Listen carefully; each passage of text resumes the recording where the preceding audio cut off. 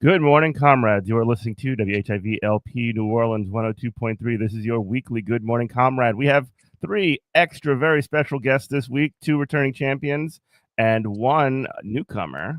A new challenger comes.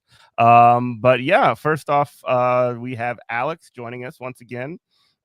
She is known also as All Things Labor. Alex, tell the people hello. Hi, how's it going? Cool. Francis is also joining us. Francis G. If you go way back in the catalog, she was on the show when we talked about what was it? Ballot Line 2, if I recall correctly, Save the Public Libraries in Louisiana. Francis, what's up? Welcome back. Yeah. Hey, everybody. Good to be back. All right. And finally, we have, again, newcomer Kareem. All 3 of these folks, by the way, are running for the National Political Committee in the Democratic Socialists of America. Francis and Kareem currently sit on that body. And Kareem, welcome to the show. Thanks so much for having me. And this is my very first radio podcast appearance, so I'm looking forward to being here. Thanks so much. Cool. Yeah, welcome. And yeah, it's really great to have y'all. And so I guess I sort of wanted to talk to, as many of the folks that are going to be involved in this convention, because it's one that has really, really high stakes for an organization like DSA. We're sort of coming off of like one of the biggest victories that we've had as an organization in quite some time.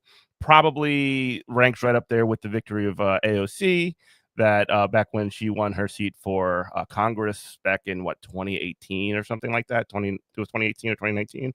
And recently now Zohran Mamdani has just won an election or a primary, but it's New York City, so likely, obviously, nothing is settled, but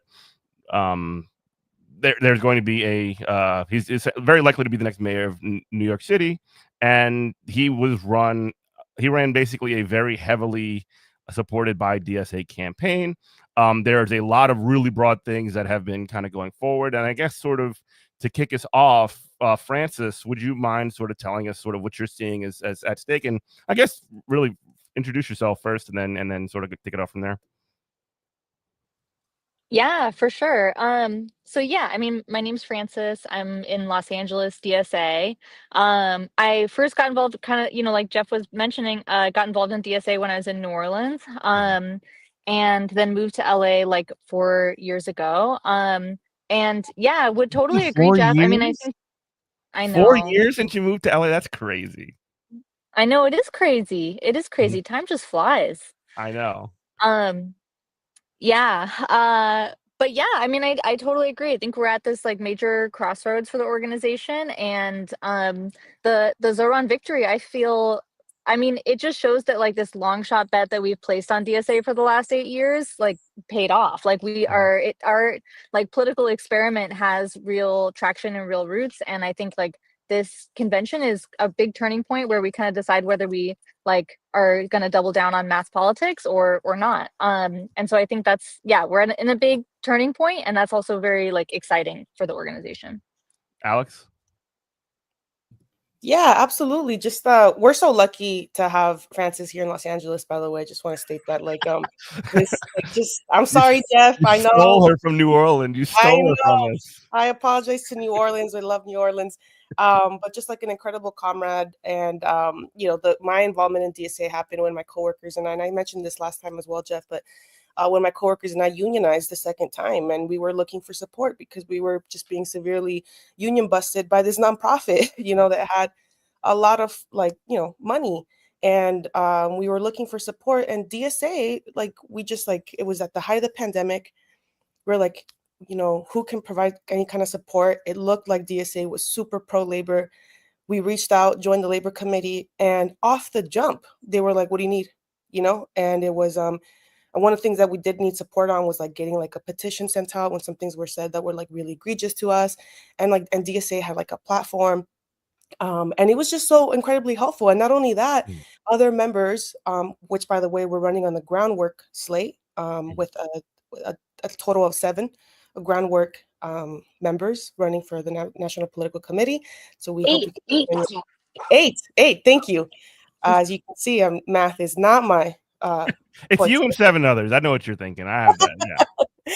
Yeah. But yeah, anyways, it's just like, we're workers, we're rank and file, we're individuals that have like this lived experience, and I think we have like a diversity of a slate as well, and yeah, it's just really exciting, and just getting more involved, getting that support from DSA, and understanding how can we implement and how can we replicate the things that we've been seeing in all our chapters that have been successful, especially what's happening in New York, and Kareem can talk more about that as well. But this is an exciting time, and I think this is why we're so excited to be running for the National Political Committee on the groundwork slate. Sure, Kareem. Yeah, sorry. I think one of the things that I was going to ask for the prompt again, but I just pulled it back. I think one of the main things that I think, you bring up the AOC race and like the sort of contrast and, maybe similarities between that and the current moment. I think the thing that's so exciting about the Zoran race is how much like this is a DSA campaign, right? Like this is something that DSA, there's like progenited in DSA, like he came out of DSA as like a Queens electoral OC member. He was like a campaign manager. Like this is a DSA guy through and through. Could not be more cadre, right? Exactly. Yeah, no, not at all. And like he's as dyed in the wool as you get. And I think one of the things that's really exciting about that is like, I think to the extent like we've had issues with AOC, it's like we weren't the ones that were, had been her home for political development. We weren't the ones that had, delivered her victory. I think, she has played, I think, a critical role in the development of DSA. I think people got really excited about her win and saw DSA as a place to come and, stake their political home. And like, I don't think that there is a Zoran without, kind of shocking the establishment back in 2018. But like, I think that is the key difference. And I think one of the things that's so exciting about this political moment is like, yeah, like as Francis said, like we have built a machine over the last 8 to 10 years that's saying like, normal people, like, I'm going to fight back. I don't have to take this. I'm not going to watch them, these jackboot thugs, steal my neighbors. I'm not going to, stand by as like, there's a genocide in Palestine. I'm not going to like, see my neighbors not be able to afford healthcare and rent. And I'm going to do something about it. And I think there's something really powerful about taking those kinds of political tools and putting them in people's hands. And this is the result, right? Is like, now we're on the cusp of winning the mayor of a city of 8 million people. Like this is a huge deal. And I think that's really what sets us apart. And I think really what puts the stakes of this convention into display is like, are we going to keep doing this sort of thing, or are we going to turn inward? And, I think us on the groundwork slate, we're pretty adamantly pro keep doing this sort of thing. Let's not turn inward. So you mentioned, and I think this is really important, that like because so that y'all are clear on where you stand on this. You mentioned that there is a mass politics vision that y'all are putting forward. Is that juxtaposed with something else that you see in the organization? That's another sort of like major strain that you see. I think it would really be interesting to me to sort of like lay that out and to sort of hear what the sort of like pluses and minuses of both are. Yeah, I think, and sorry, my dog is barking. It's okay. We love you, Carmel. She's kind of a drama queen. Actually, maybe someone else should go before I wait for her. Go ahead, Kareem. Yeah, I was going to hop in on this one just because I think like, I think our internal opponents, still comrades nonetheless, but internal opponents, I think, they bristle at the notion of like sort of mass politics versus sectarian as a framing. And I mean, it's certainly, I think very favorable towards us. And so I can understand that. But I think like the reason that we like this framing is that I think really fundamentally the debate is not whether or not DSA should grow. It's just over who the next million members of DSA are. Right. And I think to us, when we look around, we see millions of depoliticized union members who are looking to put power in their hands, right? Like, you've got SEIU members in LA, as we were talking about beforehand, just You know, like saying, I'm not going to let ICE steal my neighbors, and standing up and fighting back. And like, we look at those people who have made a choice that they would like to become politicized, or are like in that sort of pre-politicization phase of, you know, their political development, and say like, those are the next million DSA members. And to us, I think that's like the mass politics vision, is like, you know, like putting that kind of power in people's hands. I think, like, you know, when we look at models, I think we look to the pink tide. I think we think about Bolivia is a really excellent example of this. But you know, I think, as opposed to, I think the alternative is, and you know, I'll do my best to do this framing here, is that like, there are a million people who are already politicized, but like they have turned away from DSA for whatever reason, and right, like they're, you know, whether they're part of like a book club, or, you know, they're part of like PSL, part of CPUSA. If we could just get them all under the umbrella, then we'd also grow. But I guess, I think if we have skepticism in that, it's one, I think that we think that there are a lot more people who are, you know, sort of depoliticized and could become politicized. And I think, you know, personally speaking, like, you know, when we think about the sort of non-DSA left as it's constituted, like, those are people that have made a choice to not join. And so we would love to have them in the tent. And you certainly have a home in DSA, and we'd love to have you be on board and build with us. But I think, like, we think that it is a mistake to focus on those people who have already made a decision to not join in, and said, look to the masses, look to unions, and, you know, get those people on board. There are millions of working class people that are out there that have no like ideological commitment. Like, if we're literally just sort of recruiting in our own already kind of walled garden of the sort of American left, which is not significant, not big, and it's also not super working class, if I want to be completely honest, we look out and we see that there are millions of workers that don't have a political commitment, that don't have a political analysis, and don't have a way to sort of express themselves.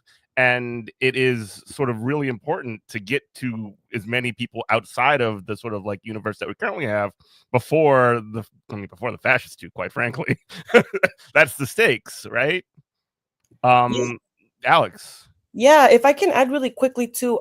So when I say that my involvement into DSA, like super frank, at the beginning, I was like, oh, I might not have like super left leaning ideologies for me to be even in DSA, you know, like, I haven't read all the theories out there, you know, I'm left leaning, but I'm not sure, you know, like, would I be even accepted, right? And I remember, like, organizing your workplace is so radicalizing, and it could be a moment to get more folks involved. That for me was 100% what happened.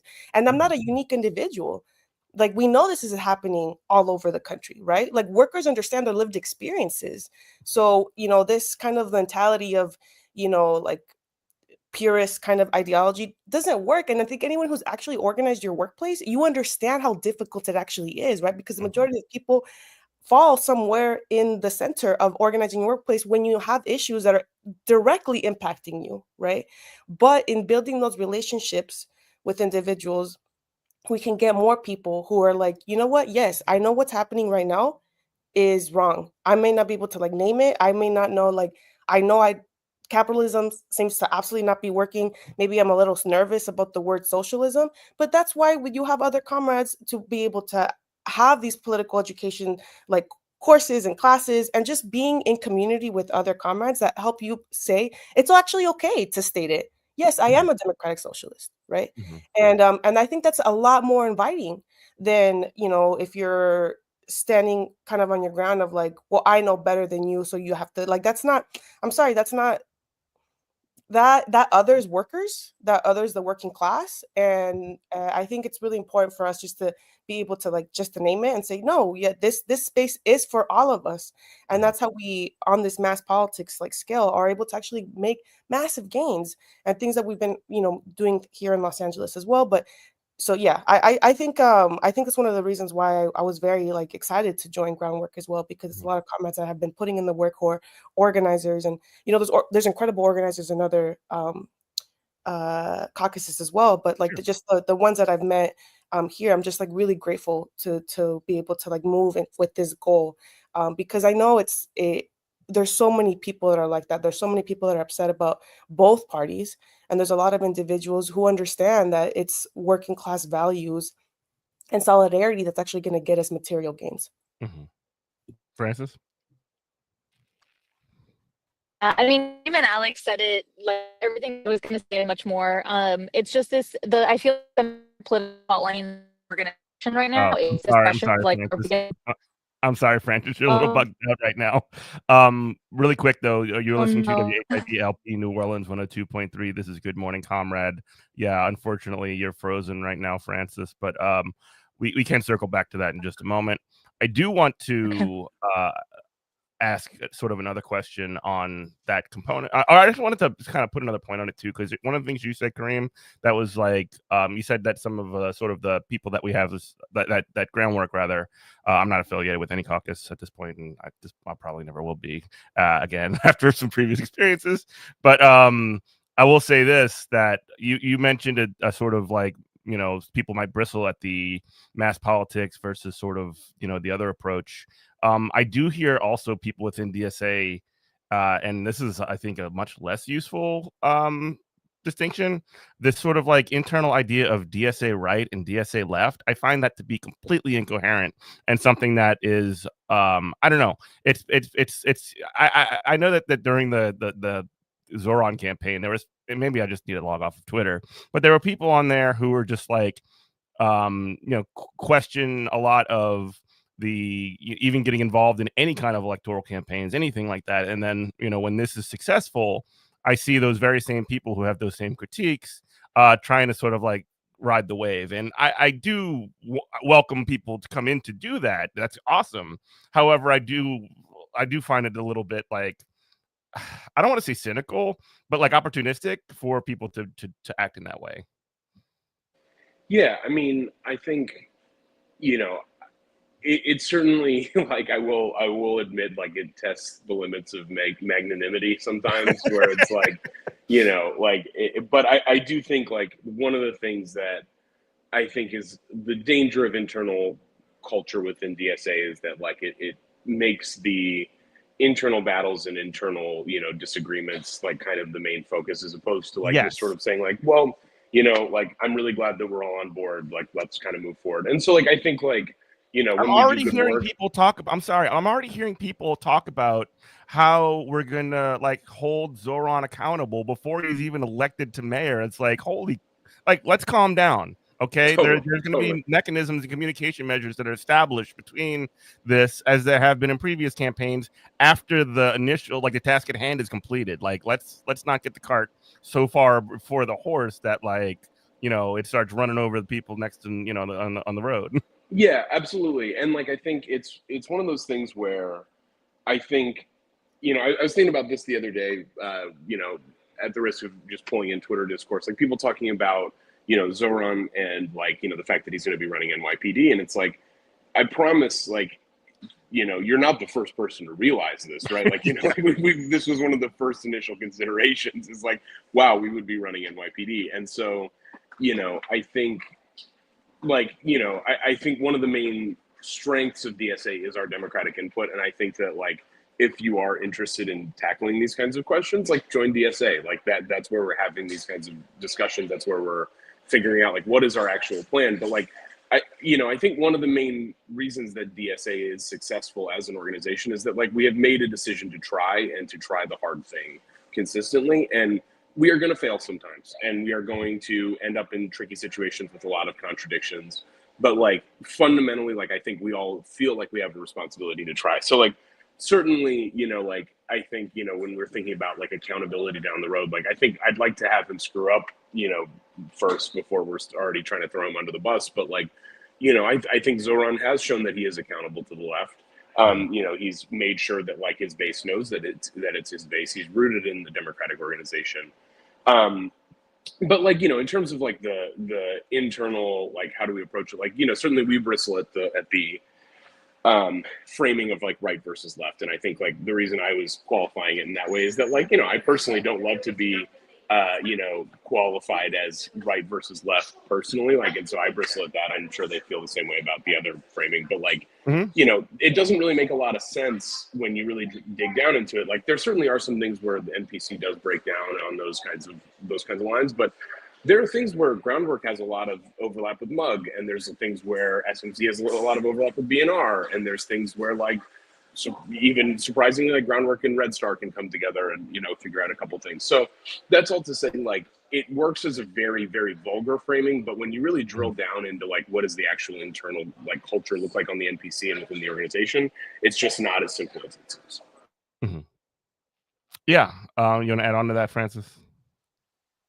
Yeah, I mean, I just think that we are like the right-left framing has really contributed to the like intense polarization and like hardening of like factional lines in the organization in a way that like doubles down on this idea of like the big tent, meaning sort of like the leaders of these different mini organizations coming together and like just having a slim majority for one direction or another, instead of like kind of meaningful like hashing out of differences and deciding on an actual unified strategy. So I really dislike the right left framing, both for the reasons Kareem said, but also just because it's contributed to this like hardening of the organization along particular factional lines, and I don't think we should be building like a collection of microsects. Like I think we should try to have a unified strategy where we all move in with collective action and actually like leverage our power. If I could just really, really quickly hop in, there's just one really fast thing I want to add, which is like one of the things about the NPC is like, to Francis's point, is that there is no incentive to work together. And like, I think that is maybe one of the most poisonous things about the body, is that it incentivizes this microsect culture. On the other hand, like the Democracy Commission was just a really successful project that we just launched as DSA. And like, can you lay out what the Democracy Commission is? Like, yeah. The Democracy Commission was a commission that was formed at the last national convention, and basically what it did was it tasked like a group of comrades who were elected from across the organization to come together and research other parties around the world, research DSA, see what works, see what doesn't, and see how we can just kind of do massive reforms across the organization. And I think, because that's all to say, we've had failed reforms in I think the last 3 or 4 conventions, and so DSA is still operating on a structure from like pre-2016 when the organization was like 10,000 people. So like basically like we've decided that we're going to come together and good faith work together to overcome that. And the Democracy Commission had incentives to say, like, let's all work together here. And the results are that it has been really successful. Like, we're probably going to pass a pretty significant reform to the organization at this national convention, and everybody is bought in. Like, everybody from the furthest right to furthest left caucus, as the vulgar framing, like, that's a huge deal. And if we can find a way to take that culture and put it forward onto the NPC, then I think we'll be successful. I think it bears thinking about like how do we carry those kinds of good feelings in and see how we can work together. But I think it's worth trying. One of the things that I've also noticed as I've been a member of DSA probably since 2017. I've been involved in 2 different chapters at multiple different at basically from the rank and file level all the way up to leadership level in both.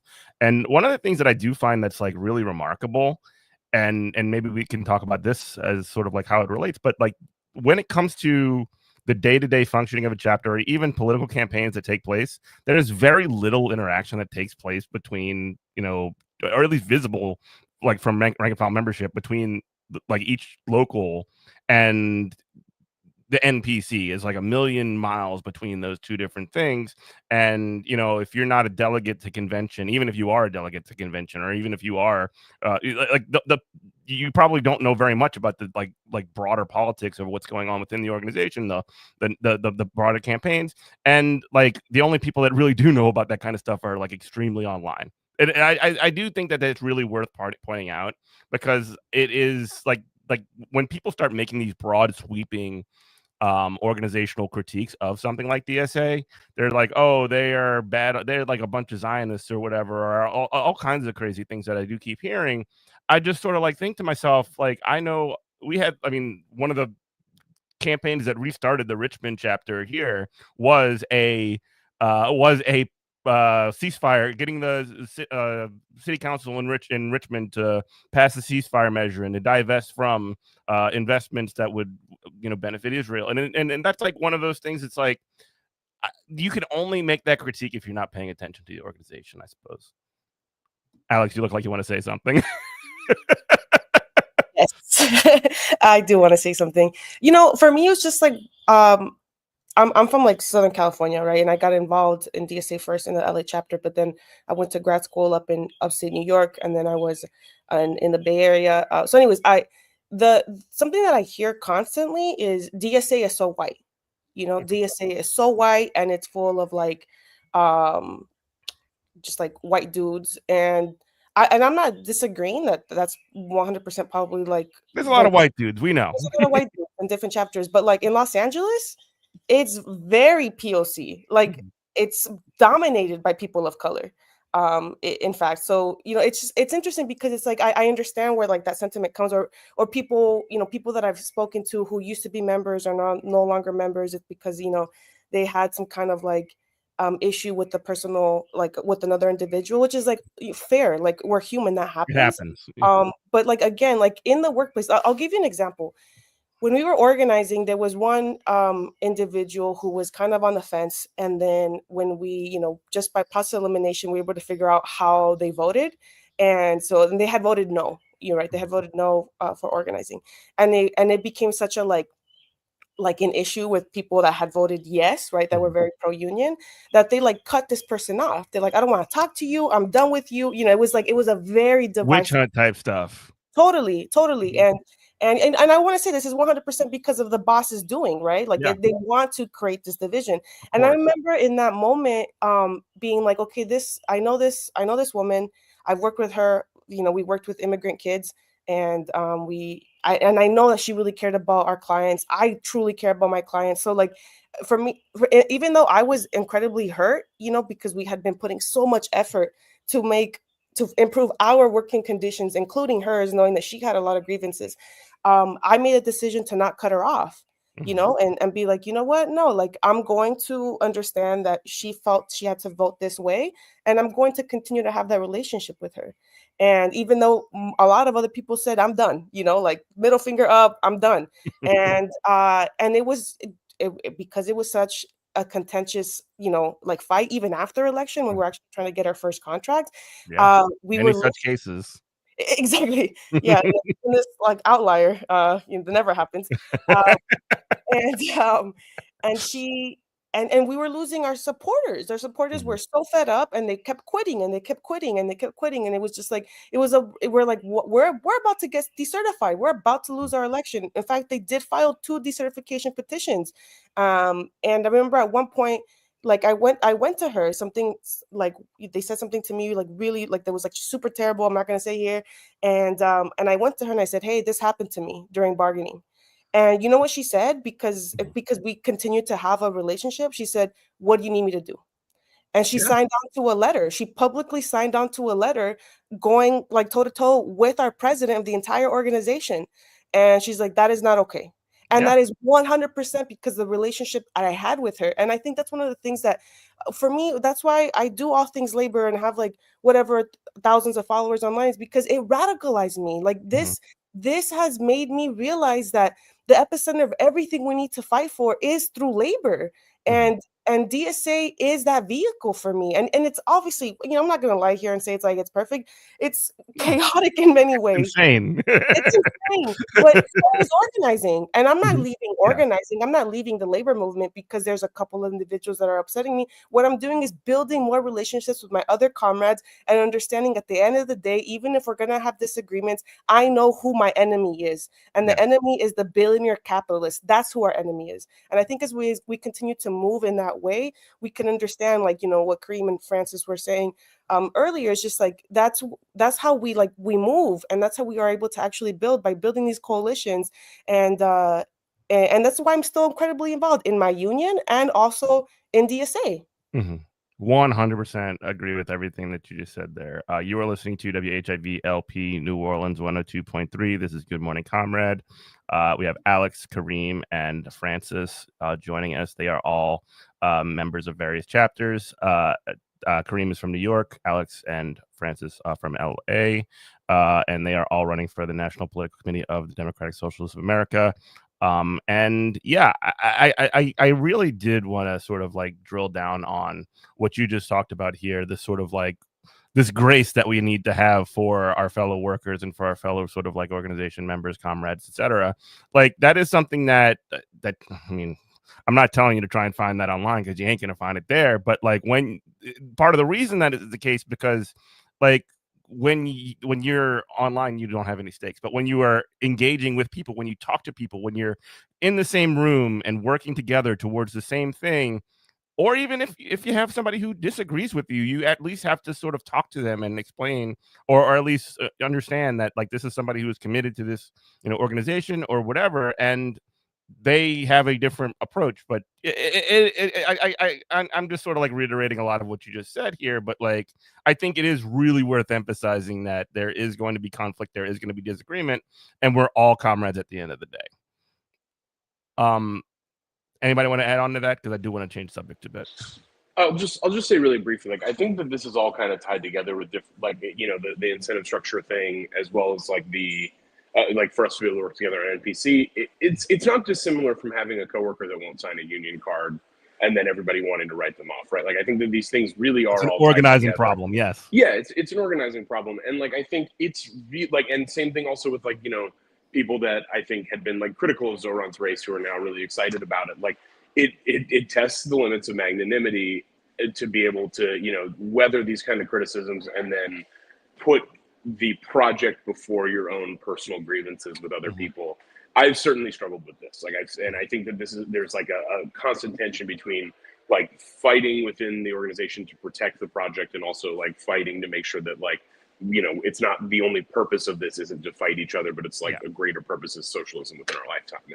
And I think like if there's anything that I think we really suffer from a lack of it is that kind of magnanimity. And I think like in general, I think that's kind of something that we try to project as groundwork, is that let's build DSA first. Let's build DSA together. We can disagree, and we're going to disagree vehemently. But as long as we're all on board and walking in the same direction at the end of it, then I think we can make this work. Yeah. I do want to move on to you mentioned Groundwork a couple of times as the sort of group that you are involved in. There is a platform that you guys are running, and also a suite of resolutions that you guys are sort of putting forward at the convention.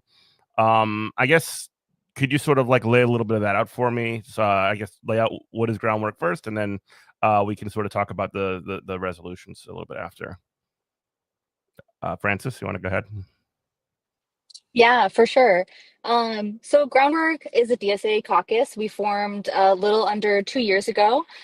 We first ran a slate of candidates for NPC last cycle, and then formed the caucus after that, after getting some folks elected to the NPC.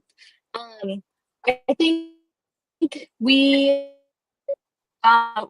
some of the things that really unite Groundwork folks and bring us together within this organization is like a core belief in like DSA as this historically unique vehicle that we can use to build the party and build a party for democratic socialism.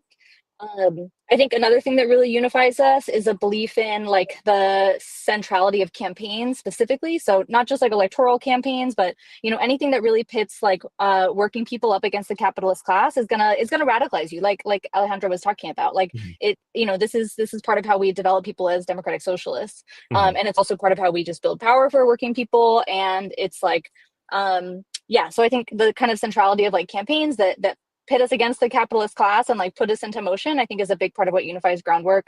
And then through that is this process of like class formation and like helping all of our like part of the class, part of this this agent that had like unique. Oh, is my Wi-Fi bad again? Yeah, you dropped out for a second there. Just kind of 10 second rewind. Okay. Well, centrality of campaigns, class formation, and like DSA will be the party. I think those are like 3 key things that really unify Groundwork. Kareem, you want to add to that? Yeah, I mean, I think that Francis really nailed it. I think overall, like this belief in building DSA first is, I think, at core what brings us together. In terms of like the Actually, sorry, it's a little loud where I am. I'm going to pass it, You're good. Alex. But okay, cool. I wasn't sure if you. But yeah, basically, like this idea that like campaigns build DSA, I think is really fundamental to us as groundwork. Like I used to be the chapter chair of DC DSA, and like we had this working group centered formation, and it used to drive me crazy because it's just like this group of people who meet once a month, once every week, whatever, and like what's the work that's being carried forward, right? Like those working groups could produce campaigns, but really what motivates members into action is, you know, having something that they can like feel ownership over, right? Like, so when we think about like the Zoran campaign, like we were able to tap 50,000 volunteers for that because of the fact that it's like low pre-needed skill level. You just show up and say, I want to talk to my neighbors, help me talk to my neighbors. And then that's how you tap people in to build DSA, right? Like, as opposed to just like, now you got to come to this working group meeting once a week and we're going to talk about something, and then maybe once every 6 months, like it'll be a vote that matters, kind of thing. But like that's not a model that excites people. It's not a model that mobilizes people. I think when we think about the way that campaigns work, it's like, how do you actually get people out? And like these models have shown time and time again that, you know, campaigns really drive people into action. Mm-hmm. Yeah. And on that note, like I said just a moment ago, y'all have put forward a suite of so a resolution is sort of something put forward to essentially make priorities for the organization at the national level going forward. And you guys have put forward a number of those. Who wants to talk about that one? Alex, you want to pick it up? Yeah, I definitely would want some support from Francis Kareem because I know they've been working much more on it. We've kind of been holding it down in LA with just the rapid response that DSA is Oh doing. yeah, with immigration that we can definitely talk later. But we have a really exciting one. It's called like fighting fascism, and I was talking actually with Francis about it this weekend. But it's kind of just like Kareem was saying, is making DSA like that vehicle to fight fascism, right? And I think kind of going back to what we're discussing, sure, there are moments in people's lives again that with these lived experiences that make them feel power. And you know, organizing is one of them. And but then it's also doing things that are not sexy, like, you know, I'm sorry, but phone banking is not sexy. No, it's not. But it's super important. It's so necessary. It's like breathing. It's so important. And, you know, actually I wrote on my Substack once called like House Visits Work, you know, because I went with UFW, we were doing a blitz, and I was with the organizing director, and he's awesome. Shout out to him. And we got into every house. We knocked in. We got in. Like if they were home, we got in their home. We didn't only have a conversation. We got in. And they were offering us like refreshments, what do you need to drink, etc. So for me, it was so eye-opening, especially someone who has used social media to organize the workplace with our coworkers. Like there's a lot of things that we can do as well that is very exciting. I'm also just joined the National Comms Committee to really kind of help with that as well, of the things that we can do using DSA and using the tools to meet workers where they're at, right? Which is online. And I've said this before too, but you know, sometimes unions are like, they're stuck in the 80s when it comes to being able to use tools to meet workers now, you know, and I think this is something that we can do, and this is something that we can like replicate across different chapters and across different states to really, you know, I had a conversation with one of our co-chairs, Ashik, who's also running on our slate, on our groundwork slate, who's one of the co-chairs for DSA, of just kind of like his experience speaking to different like left parties in Germany and Latin America that were talking about how they were able to really, one of the key instrumental tools that helped them revitalize their party was using comms and digital strategy, you know. So like, and I'm not saying it like as you know, in the Kamala Harris way, like you run a very like cool, go queen, you know, like instead of having policies, you just have social media, and like they expect that's not what you're talking about. That's not what I'm talking about. And for example, I think Zoran's campaign is a great example of this, and we're seeing other like progressive, like younger candidates that are running, which is great. But like, you can't run it only on that. You know what I mean? Like that's not what it is. what it can help you is when you have no money, right? Yeah. And you have, what was it, Kareem, like 50,000 volunteers and like that are willing to go. I mean, we had people in LA that were like from groundwork that were willing and ready to go to New York to canvas and door knock. You know what I mean? This is exciting. So like, how do we use all these different tools and all our different skill sets to be able to do this? And one of the major ones, back to your resolutions, was the fighting fascism, and kind of just really setting the plan in motion to figure out how to do that with our organization. Yeah.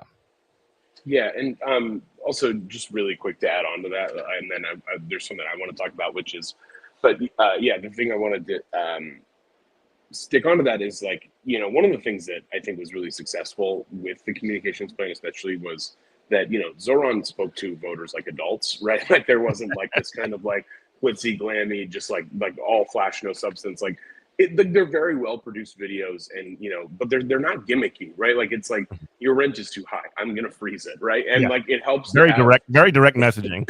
Yeah, it helps to have a very good looking guy, be able to look straight into the camera and speak. He is handsome, isn't he? He's very handsome, but like I think it's like he didn't, like if he was running on that just kind of flash and no substance, then like I think he'd be exactly in the waste bin with everybody else that's tried that strategy. Like there's substance to the message, and that's really what drives it. Yeah. But yeah, in terms of the resolutions, I'm really excited about. I think there's just a few offhand. The first one is, I think, build to 2028 in the presidential election is really exciting to me. And I've sort of come from previously like a school of thought about like being somewhat conservative with our approach to electoral, and that like we should swing, but we should swing for races that we have a good shot of winning, right? So state assembly, city council, places where we can deliver wins and run cadre candidates so that like they stay accountable to the organization, they don't just get sucked up into like the sort of democratic machine. My own philosophy has been totally turned upside down in the last few weeks, right? Where we've seen, I think, basically like a shock victory from Zoran that like shows that we can scale our politics like this. Yeah, inshallah, I should say. It's shock victory for the primary. Inshallah, shock victory in general. Yeah. But so that, plus at the same time, federally Democrats have just totally rolled over in the face of the big beautiful bill thing, right? So like, you've seen they would rather attack Zoran Mamdani nationally and have that be their top priority than to stop $800 million in Medicaid cuts and huge transfers of wealth to the wealthy, and making ICE as well funded as more than most militaries in the world. It is exactly insane. Like 100%. I mean, when you look at it, the Democrats' priorities are what they've always been. It's just like seeing it in real time when the stakes are so high. I'm sorry, I could not help. I just exploded with words. You're absolutely right. Like I mean, that's the like, and you can't separate these things, right? Like there's a reason that we won this race, and there's a reason that they failed to really meet the moment here, right? And like I just really briefly, I just want to say like, people who the immediate criticism is like, well, they don't have majorities in either chamber, what could they do? That was also the case in Trump 1 for the first 2 years. And what they were able to do was they marshaled mass support, right? They said like, hey, if you're anti-Trump, get out into the streets, call your senator. And like they were able to flip Republicans to prevent the worst things from happening last time, right?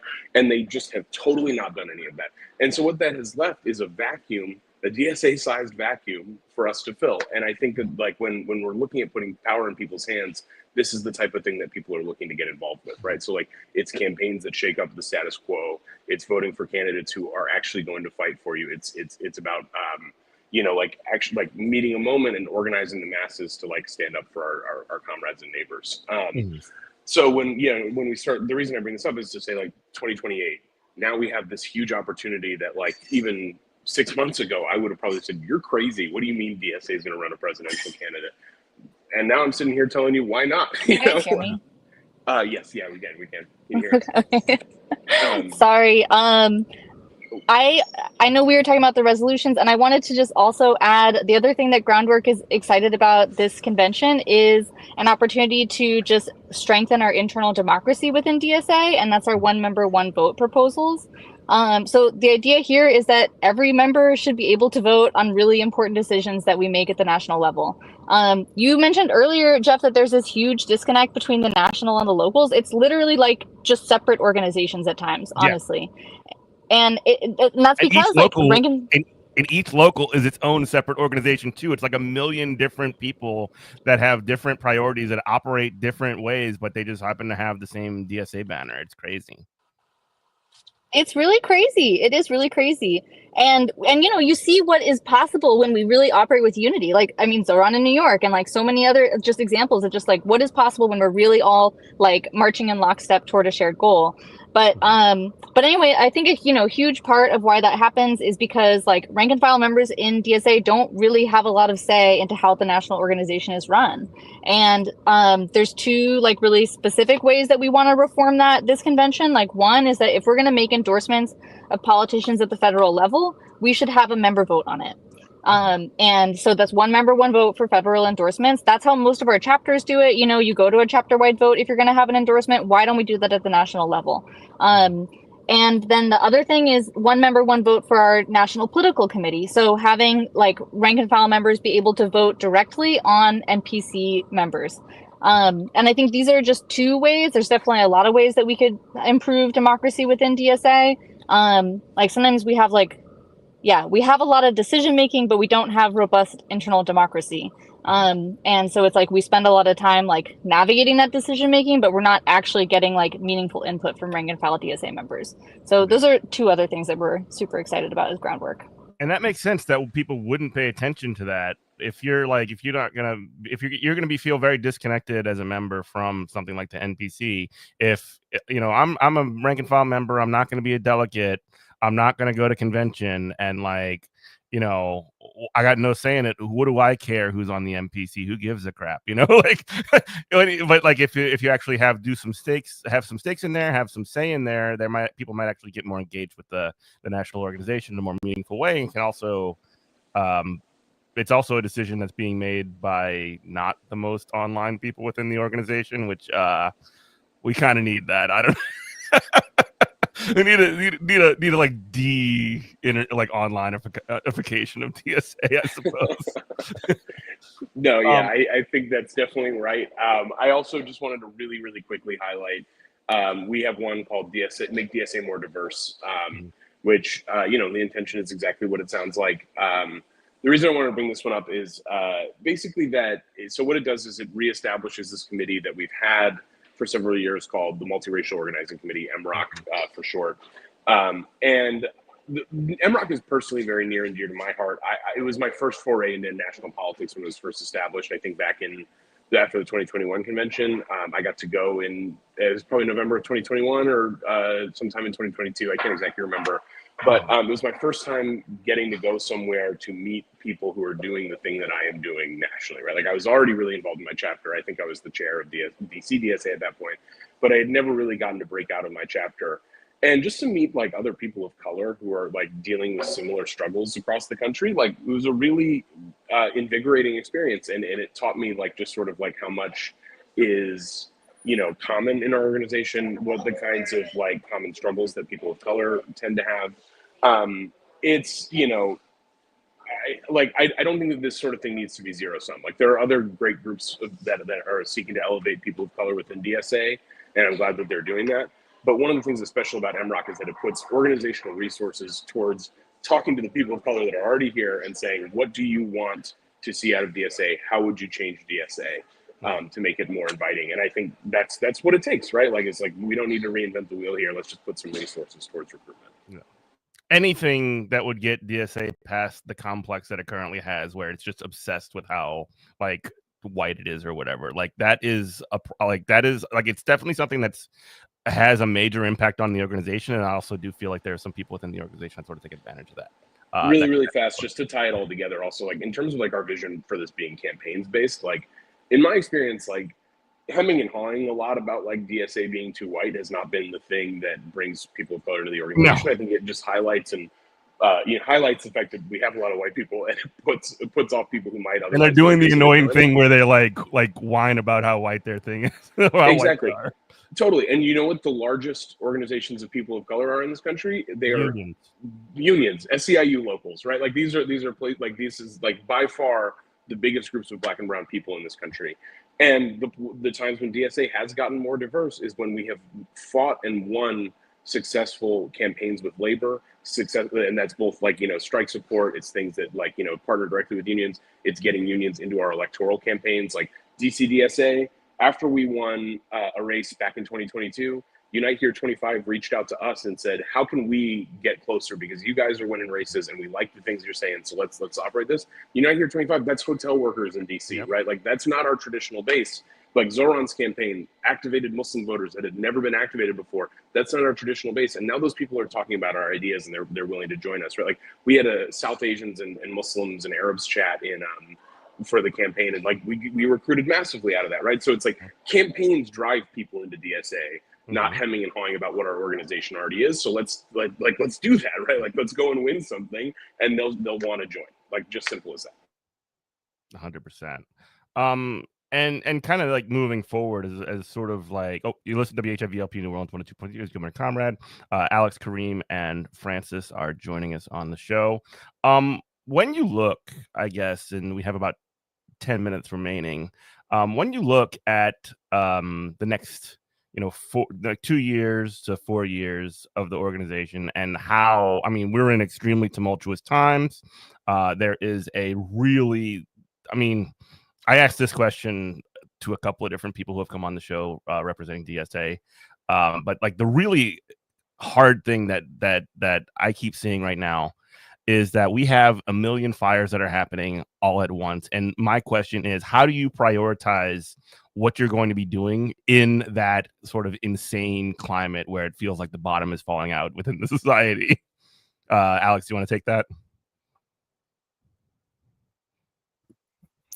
I'm sorry, Jeff, can you repeat that? How do you prioritize what an organization like DSA is going to be doing in the sort of like tumultuous, like insane situation that we're currently in? I mean, we have the president sending they're sending freaking National Guard and Marines into your city, and like, how do you maintain your eye on the ball as an organization when you have like insane fires to put out all at once?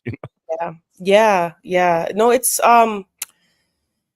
it's tough. And I mean, even here in Los Angeles, like I'm part of the immigration working group here for DSA, and which is a part of the LARN, which is the Los Angeles Rapid Response Network, which has unions and different faith groups, like just like all involved, because Los Angeles County is massive, right? And like and I think people who are not from here may not understand that, like, oh, well, you guys are quickly able to like get to a place or another. That's not true. You know what I mean? Like it takes an hour and a half to get from one area of LA to the other. That's maybe only 10 miles away. So like, anyways, all this to say that with everything that is going on, and I know at least personally, like these are moments where even though it's incredibly tiring and scary, and like I come from a family of immigrants, I have family members who are undocumented. It's incredibly scary. But it's also a moment that just fills me with so much joy and hope, because the way that our community has responded, and the DMs, we have a couple of videos that have gone viral talking about how to know your rights to different businesses, to prepare businesses in case of an ICE raid, right? It's like, what are your rights as a business owner, and what are your rights? And it's wild to see, like, we did a training with the Chamber of Commerce of like a different part of the city, and it's just like, at first I was like, oh, but this is what we mean in terms of like fighting back and protecting our own. And there was the first few weeks, it was very little nights of sleep, because we were going to these protests. We were in Chinatown. Francis and I actually were in Chinatown, where we got informed that there might have been a raid, or that Tom Homan was going to come and like do some kind of press conference in Chinatown. We pull up, and it was like middle of the night, and so many community members are there, right? And you and I know I'm not gonna cuss. I'm not gonna cuss, Jeff. But like there was people that were just like going off, just going completely off on these FBI. Like they were FBI. Like when on and for Chinatown there was like 100 FBI agents or something. There were just people, just like the love. We saw this again happening when the fires were happening. When moments of immense like crisis, I think it's easy to lose hope and like feel your feels 100%, but also like lean into that solidarity, and that fuels me. When I see people like hey, like let's pull up at this hotel. We know ICE is going there. I'm like, well, let me pull out my trumpet. I haven't played in years, but who cares? And the videos are amazing, by the way. And now I'm seeing videos of people with their trombones out, and I'm like, that's right. You know what I mean? We got all the brass coming out. Make some damn noise. Got a horn section now. We got the whole horn section, and then someone's like, bring the mariachi, and I was like, absolutely not. They do not deserve to be listening to our beautiful mariachi. But you know what I mean? All this to say that in these moments where they continue to crush or attempt to like just stomp on us, there are so many individuals who are like, absolutely not. Like, this is the straw, right? We saw it when in Bell and Southeast LA, with predominantly Latino. They like literally stopped, like they stopped ICE from being able to actually abduct people or kidnappers. We're not sure, right, if it's ICE or who the hell they are. Yeah. And it was when you normalize on like plainclothes thugs with no identification scooping people up off the street, people are gonna just take advantage of that. And we've already seen it. I mean, like things that people have been saying about assaulting Latinas, right? And like taking individuals. We went to a Home Depot, because that's nearby my home. They're like, hey, there's an ICE raid occurring. Me and another DSA camera, like, let's pull up. We went.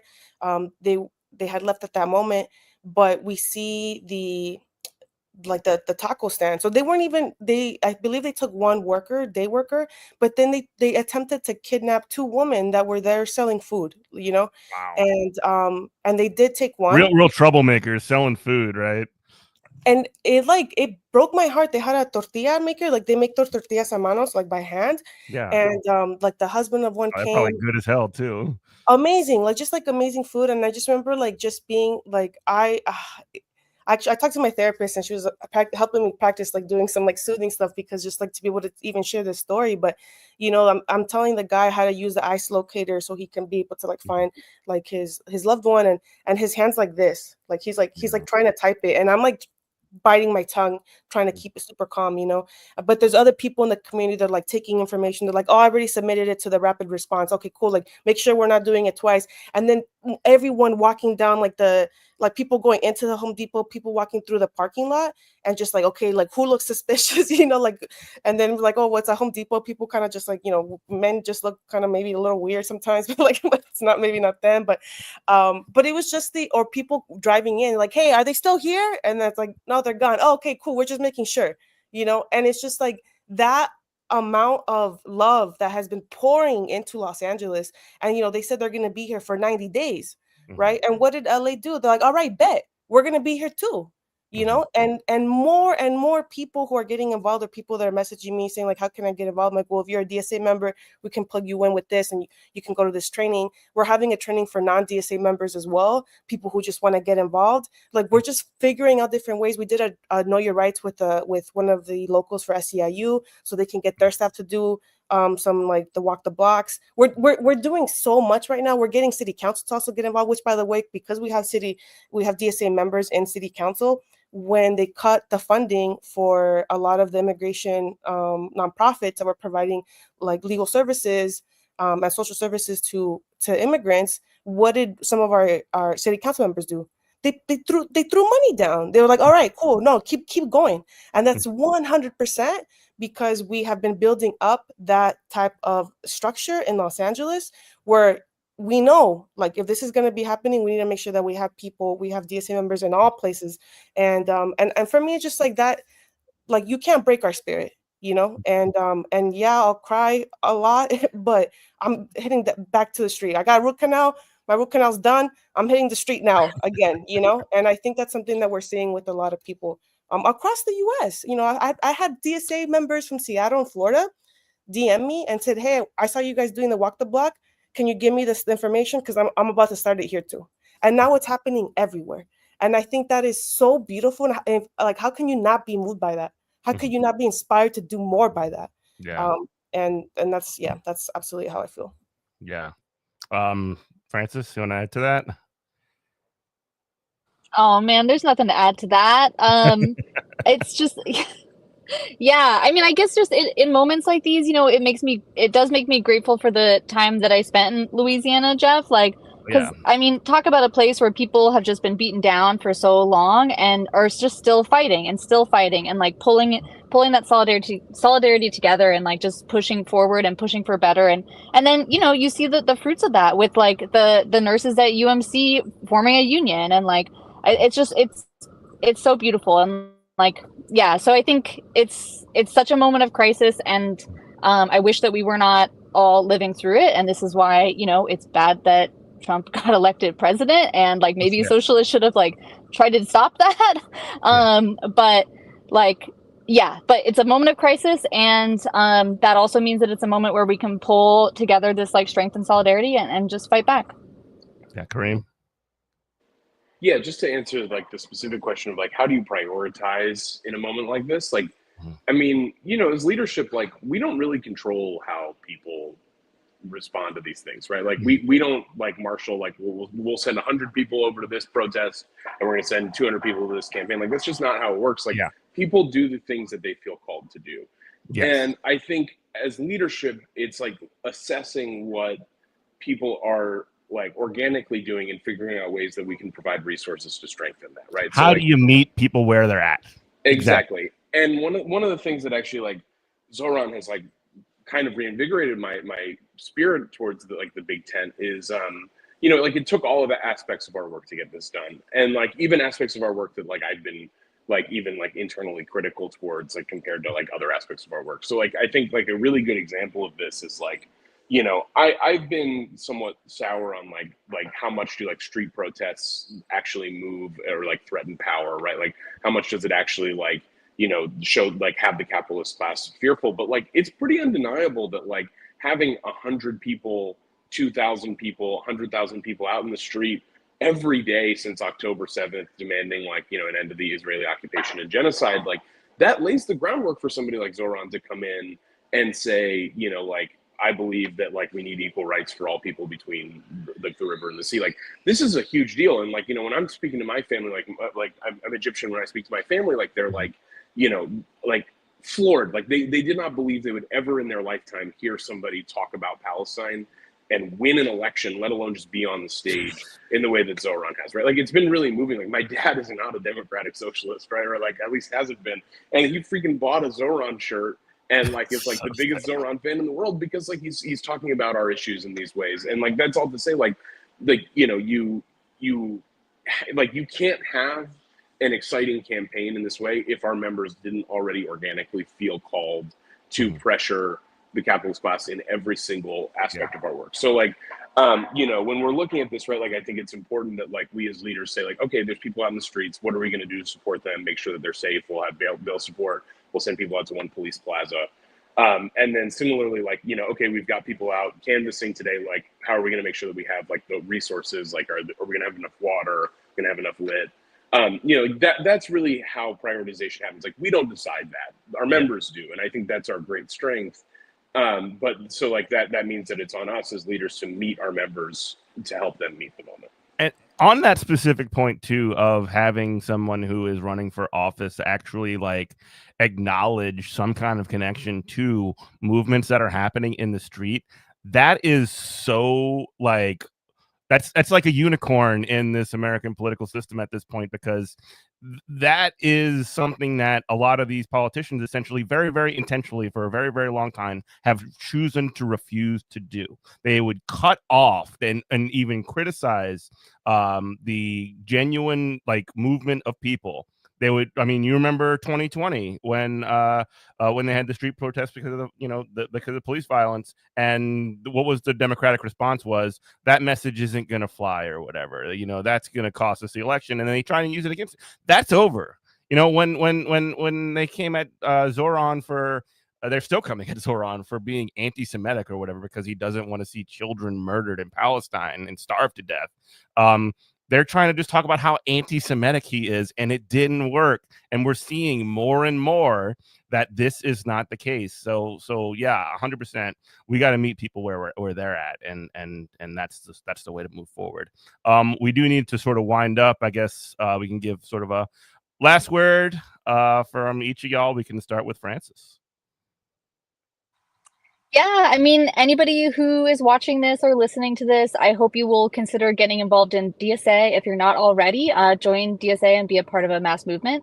If you are involved in DSA, I hope you will be a groundwork supporter at convention and check out our proposals and our slate, groundworkdsa.com. Alex. Yeah, ditto with what Francis said. And I would also add, for every worker out there, if you're involved, if you are a union member, please be involved in your union. That's how one of the other ways that you can feel and really make direct changes in your life and in other people's lives. And if you haven't unionized your workplace, I recommend that you do it. Talk to your coworkers. You start by having just a conversation with your coworkers. You don't even have to bring up the word union, and then get involved with DSA as well. It is it's a headache, but it's life-changing, and I wouldn't have it any other way. So if you are going to a convention, or you know people that are going to the convention, and you like what we had to say, check out our resolutions on our website that Francis has shared.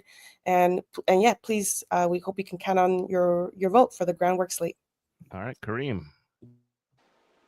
In the words of Mayor Adams, focus, no distractions, and grind. And I think that's the mentality we're taking into convention this year. I think fundamentally, like the building DSA and being a part of DSA is the best decision I ever made. Yeah. It's put power in my hands, and it puts power in the hands of every member that joins us. And so just +1 to everything they said. I really hope you join us. And yeah, let's dismantle the great evils of our time. We're going to abolish ICE. We're going to free Palestine, and we're going to have socialism within our lifetime. So thanks very much for listening, and thanks for having us. Yeah, of course. Well, thanks everybody for listening. And we can find, if y'all send them to me, I can post those links to all the resolutions you have going forward and any information that you want in the show notes here. And yeah, thanks everybody for listening. You can listen to us every Saturday at 10 on WHIVLP New Orleans 102.3. You can get all of our information at goodmorningcomrade.com. Thanks, guys. I really do appreciate talking with y'all. And we got to have y'all back soon. Good luck going forward, and keep in touch. Thanks everybody for listening. Thanks for having us. Yeah, we love you. Bye-bye. Roll up on, roll up on, roll up on, roll up on, roll up on, roll up on, roll up on, roll up on, roll up on, roll up on.